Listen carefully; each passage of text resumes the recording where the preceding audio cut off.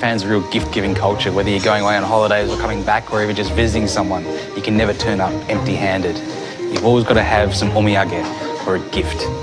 はい、ではお待たせいたしました。Oh, come take it. はい、ありがとうございます。 This cake's for a very special celebration because we're in Ishikawa Prefecture, a place that's known for some of the best produce in all of Japan. It's got a pretty special connection for me too because this is my wife's hometown. This time, on home turf, I introduce you to my favourite sushi master. You notice there's no plate in front of me and there's no menu up on the wall here. And into the world of fine sake. It's almost flowery and fruity in a way. We reveal the secret at the heart of almost every Japanese dish. It really is quite extraordinary. And I share a kitchen with my mother-in-law. Yes, yes.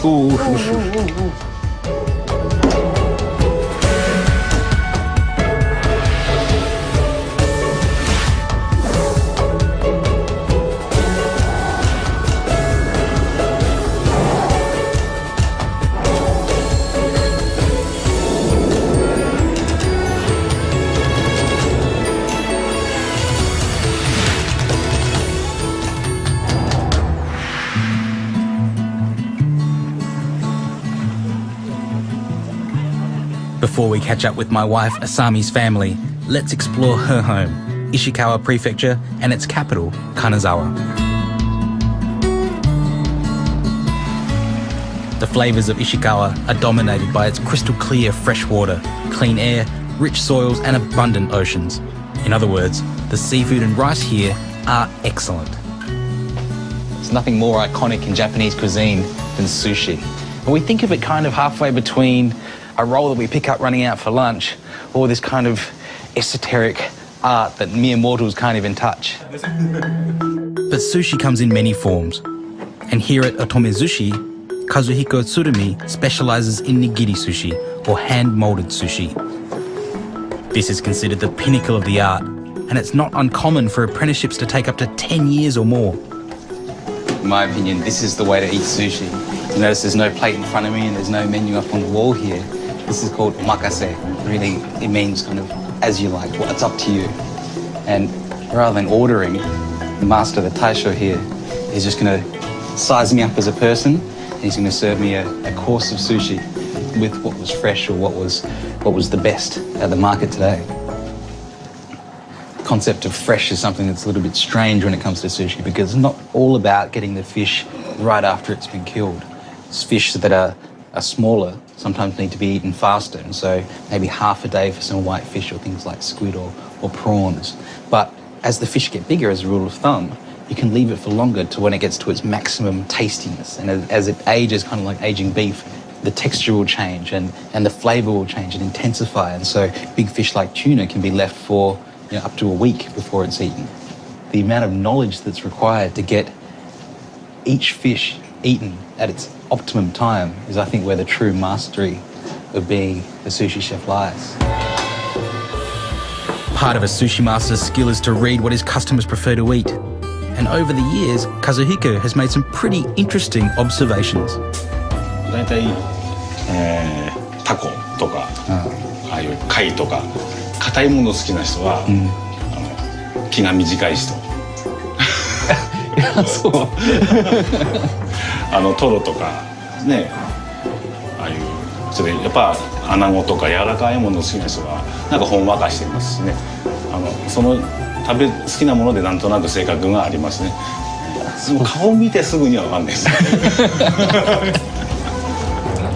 The master prepares an entire degustation menu, one mouthful at a time, and you must eat each piece immediately as he places it in front of you. You notice I used my hands, I didn't use chopsticks. One of the benefits of eating with your hands too is that you can dip the skin side of the fish into the soy sauce so that it doesn't soak into the rice and it will fall apart. 最初は寿司食べる時、手で食べますか？僕は手で食べますね。日本酒飲みますか？日本酒も飲みますね。でもビールも飲みます。はい。お茶も飲みます。ビール、お酒、お茶、この順番で。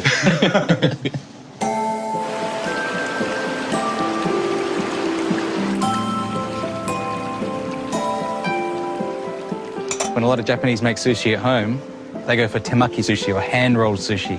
It's probably the easiest way to have that taste of sushi, but being made in your own kitchen. First thing we need to do is make our sushi rice, and that starts with sushi seasoning. Some vinegar, sugar, and salt, and just stir that over heat just until the sugar dissolves. And after the sugar's dissolved, we can take it off and allow it to cool. This is our koshi hikari rice, the sushi rice or short grain rice, and after it's cooked it has a bit of a gloss to it and it sticks together.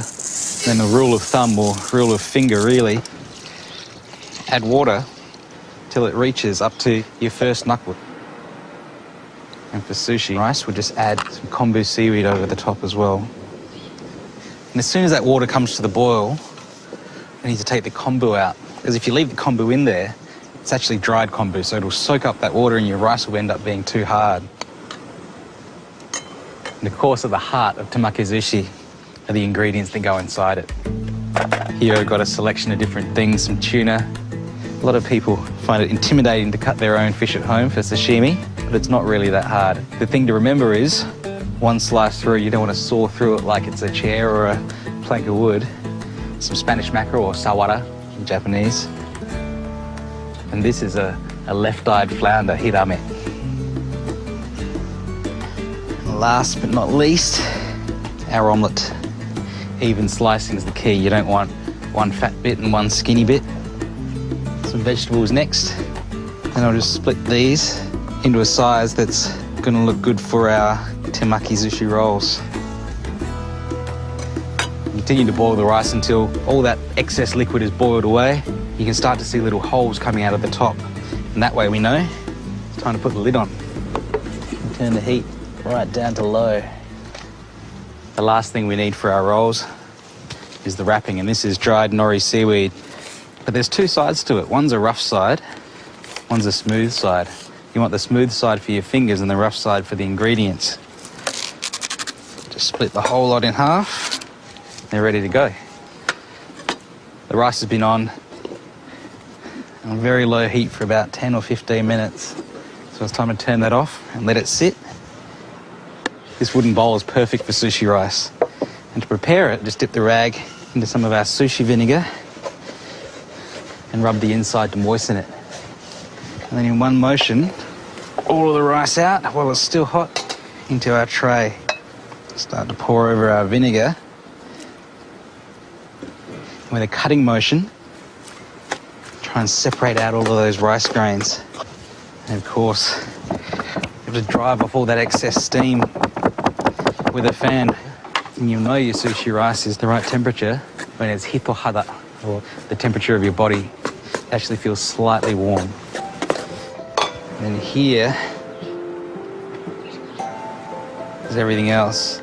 Some pickled ginger. And we're just putting a platter together. There's nothing more difficult than that. Some salmon roe, and of course the most famous is wasabi.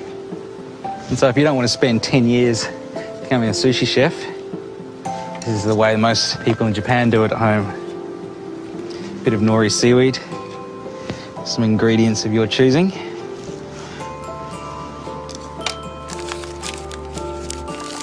Roll it up like an ice cream cone.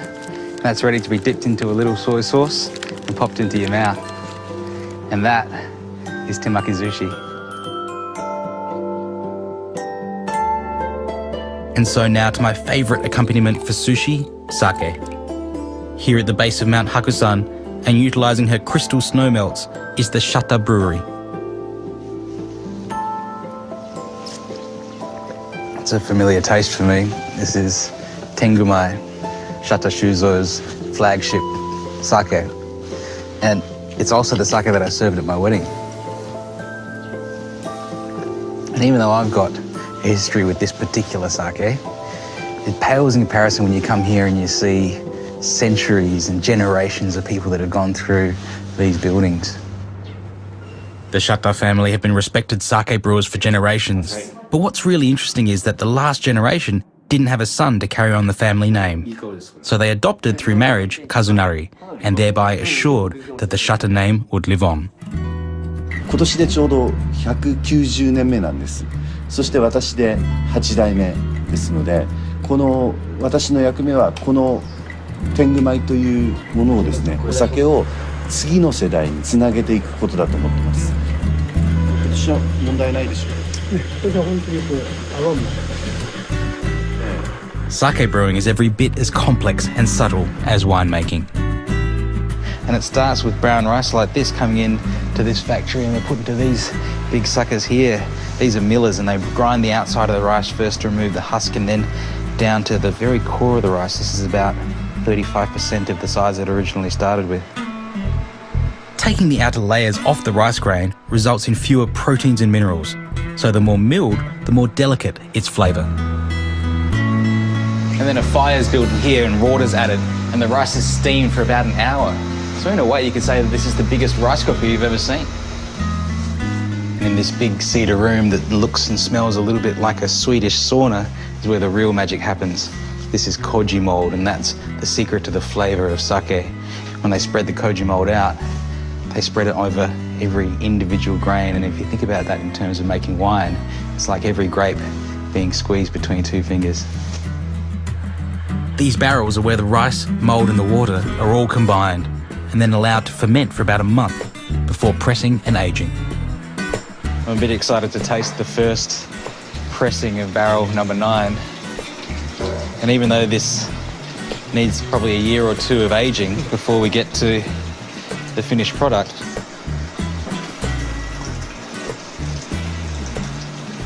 it's pretty good already. It really is such a wonderful flavour. It's not overpoweringly alcoholic, it's fragrant, it's almost flowery and fruity in a way. And there's something almost reassuring about knowing that the water that's gone into making this sake has come from under the ground that I'm standing on. And more than that, it's been made by people that have lived in this area for generations.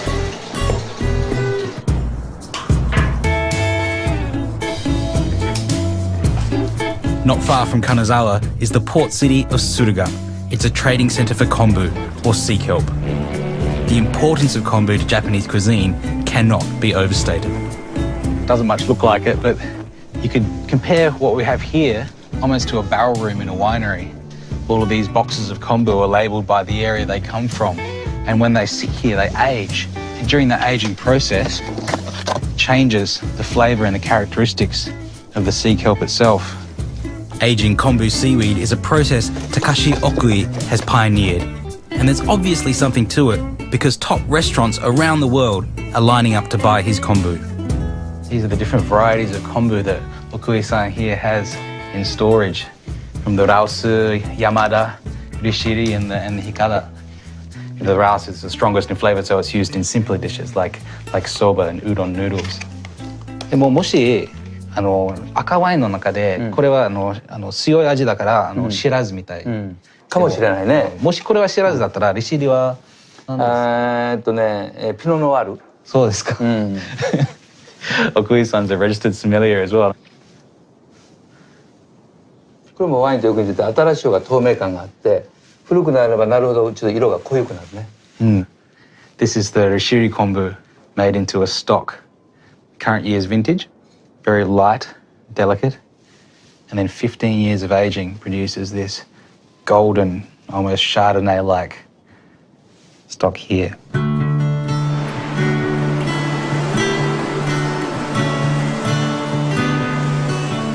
Kombu finds its way into so many parts of Japanese cuisine.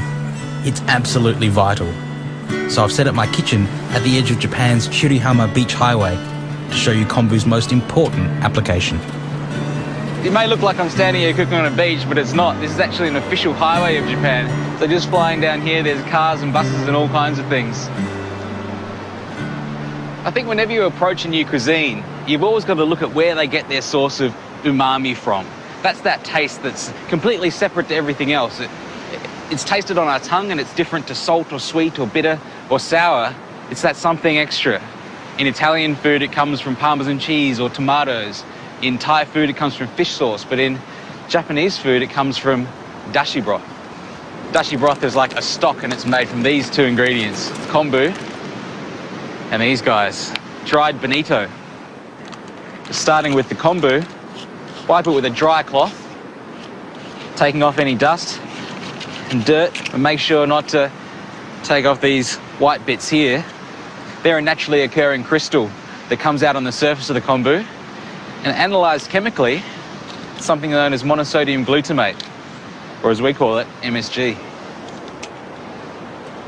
There's nothing wrong with MSG. Studies have been going for years to say that it's completely safe for us, but in Japanese cuisine, it's quite common. These dried bonito fillets have a really strong flavour. They're shaved using this thing, and this is a Japanese bonito shaver.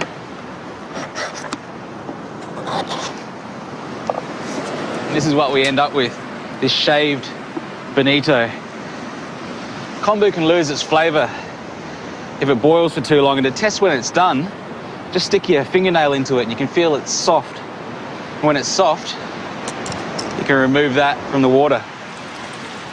And that water has never come to the boil. It's always stayed sort of between 60 and 85 degrees, but now that I've taken the kombu out, we'll bring that to a strong boil.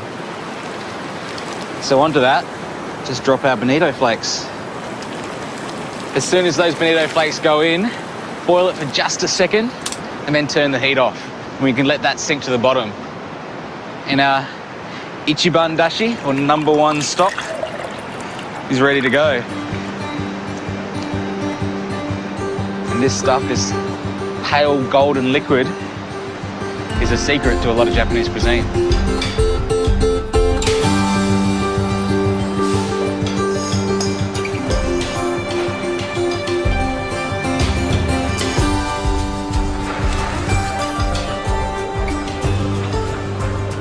I'm a real markets nerd, and up here is Omicho, or the Daidokuro pantry of Kanazawa. They've got all of the best specialities from what this region has to offer. And if you're here for the food, you've got to see where the top restaurants buy it from.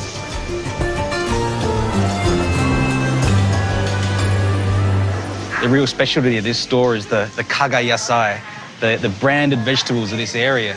And it's a geographic indicator in the way that Champagne might be, or Bordeaux might be, and these vegetables here are essentially the heirloom vegetables of the region. These sweet potatoes are particularly exciting. All of these different shapes and sizes are the exact same variety. Sometimes you pick one and it looks like this. Sometimes you pick one and it looks like that. And at this store, they organise them all into their different shapes because their different shapes means they cook differently and they've got different properties.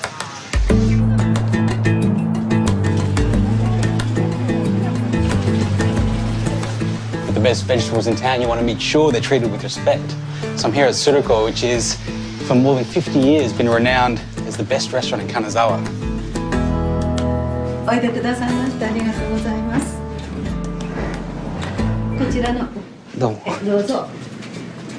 I've asked Chef Yasuo Kawada to show me a dish that represents Ishikawa. So he's making jibuni, one of the most famous local delicacies. First, Yasuo shapes a few bases of gensuke daikon, one of those spectacular heirloom kaga vegetables. He parboils them in rice wash and shocks them in an ice bath. Then he simmers the daikon again in a flavourful broth starting with dashi and adding sugar, soy, sake and mirin. He places the daikon bowls into the stock and adds kombu and a handful of bonito flakes wrapped in paper. Jibuni is often made with duck, but today Chef is using Wagyu beef sirloin from Ishikawa's Noto region. This kind of kaiseki cuisine is all about using the very best pieces, and so from all this beef, he slices just a few perfect portions and marinates them in jibuni stock for 15 minutes. Next, the meat is drained and dusted with kuzu, a root flour similar to arrowroot. It's then simmered for just a few seconds in jibuni stock, which is thickened with a little more kuzu, which leaves it clear and glossy. Finally, the beef is placed into the braised daikon with blanched nanohana and a piece of simmered sudare wheat gluten. Then garnished with sliced Japanese leek, fresh wasabi, and this colourful ball is tamari gluten, a Kanazawa specialty with a unique springy texture. Arigatou gozaimasu. I feel really privileged to taste this dish.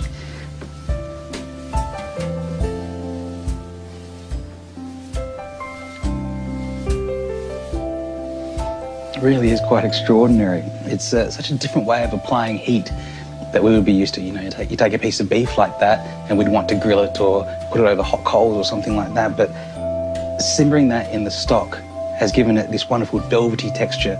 It's packed with flavour. It's just got this rich radish flavour to it. It's silky, it's elegant, and it's the taste of Kanazawa.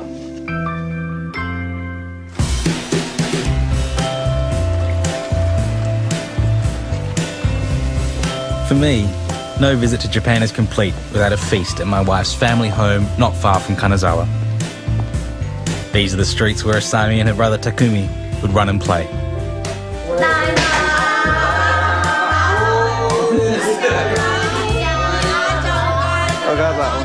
Her mum Miki still owns the best hairdressing salon in town, and her dad Tetsuo has recently retired after a long career with Nissan.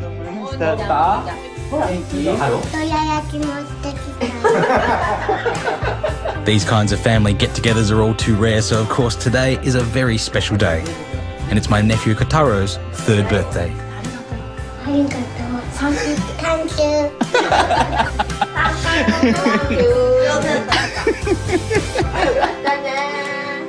Now it's time to cook, and I'm venturing into my mother-in-law's kitchen to show you how it's done in the burbs. 2 dishes that we're making tonight are real family favourites in Japan. Kimpira, which is kind of a stir-fry of gobo, which is burdock root in English, and also nikujaga, literally means meat and potatoes, but it's kind of the Japanese spaghetti bolognese. Every family's got their own version. This is called sasagaki, or a shaving cut. It's always good to add a little vinegar to acidulate the water. Helps keep the gobo just the right colour. While Mum's doing that, I'll prepare the beef. It doesn't need too much done to it. Just a few cuts. 上手だね、お母さん。ちょっとなんか頑張るわ。The beef is then put into a simmering mix of dashi, soy, mirin, and then sake.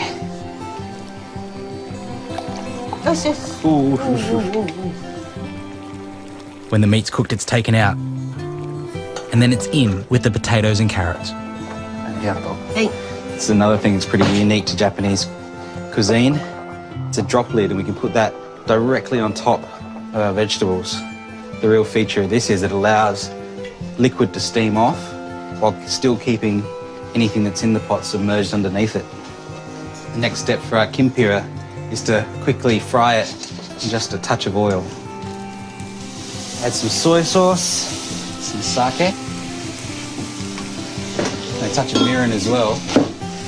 It's the same ingredients in a lot of Japanese cooking, but because they are quite delicate,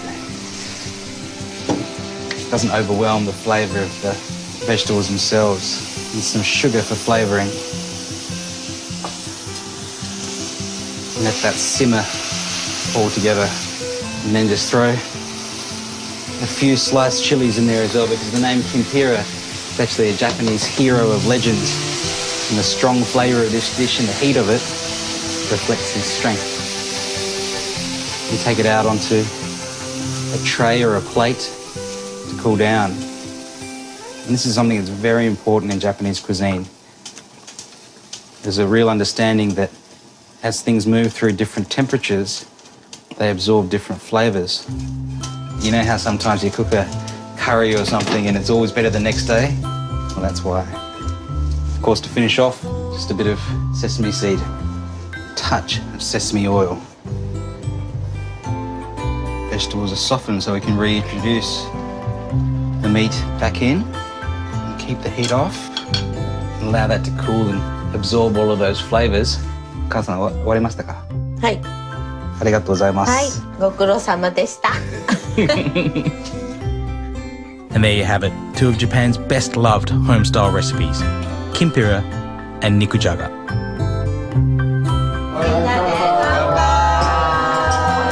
And for me, this is a time to share love and laughter with my new and growing family.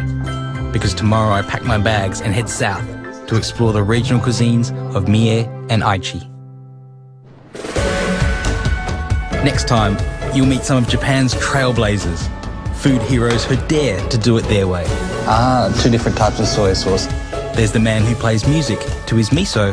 Miso is listening. A Wagyu farmer who prepares individual meals for his cows. Are you a chef for cows? そうです。And 3 generations of pearl divers.